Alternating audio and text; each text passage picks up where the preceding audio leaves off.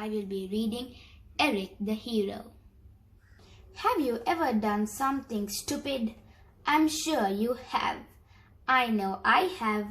I've done lots of stupid things, and I've been called all kinds of names. I've been called a nit, and a twerp, and a dimwit, but I don't think I was ever that stupid. I may be a bit slow sometimes, and clumsy too, and there are lots of things I'm not very good at.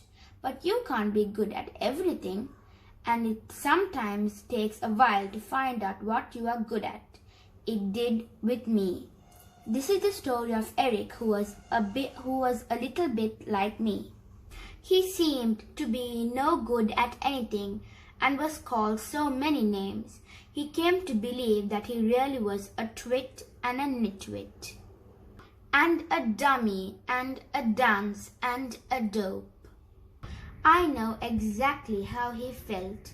There have been days when it seemed that I hadn't a single friend, and that no one in the whole wide world cared much about me. Well, so it was with Eric. One day he felt so miserable he ran away, and he wasn't even very good at that. The running part at least. He soon grew tired and began to walk. He was dawdling along, swishing a stick at the wayside, nettles and kicking at stones in the path, when all of a sudden he heard a shout. "Monster!" came the cry from somewhere up ahead. "Run for your lives! A huge monster has come down from the mountains." A woodcutter came rushing out of the wood, and suddenly all around people began to run for their lives, fleeing across the fields towards the castle of the king.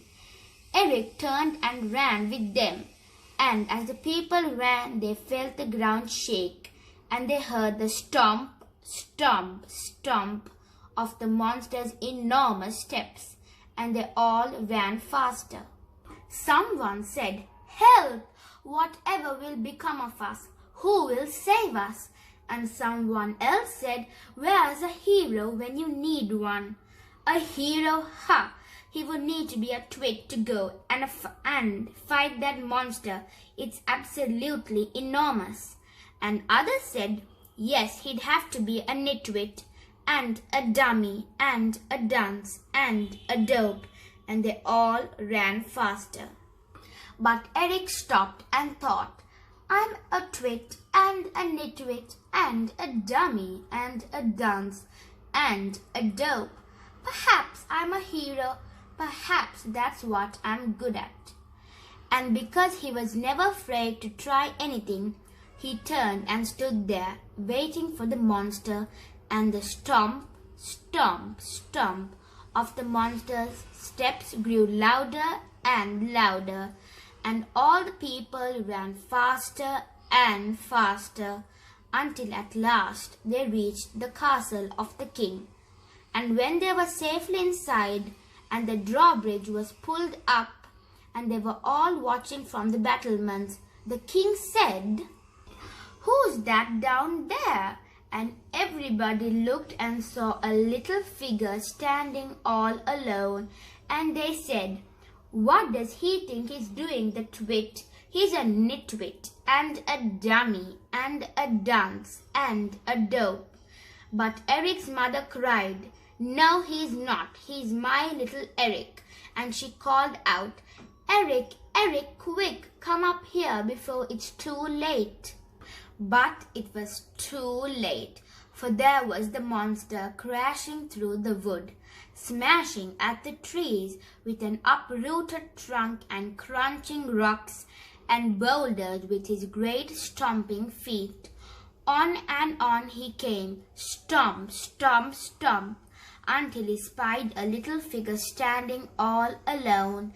Then he stopped and looked down at Eric, and Eric looked up at the monster and said, "You had better watch out, monster.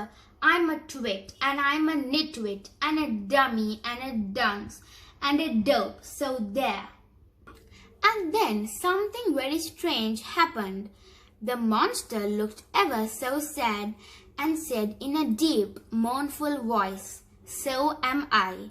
And he laid down the uprooted tree trunk and sat down with a great sigh and said, "At least that's what all the other monsters say. I'm no good at anything. I can't flatten a mountain with my fist.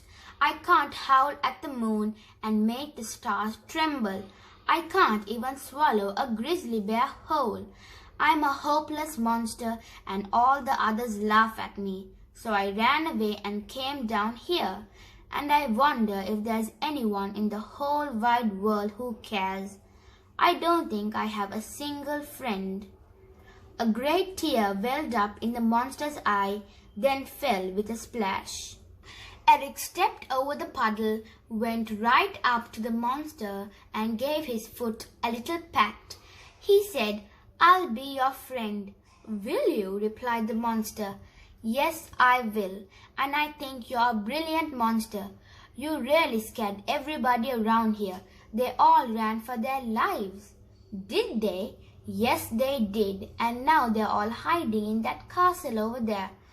"Are they? Oh dear, I didn't really mean to scare them." "I didn't scare you, did I?" Eric shook his head. "Oh no, you didn't scare me, but that's because I'm a hero. And do you know what?" Everybody agreed he was. Hope you enjoyed this book. Until next time.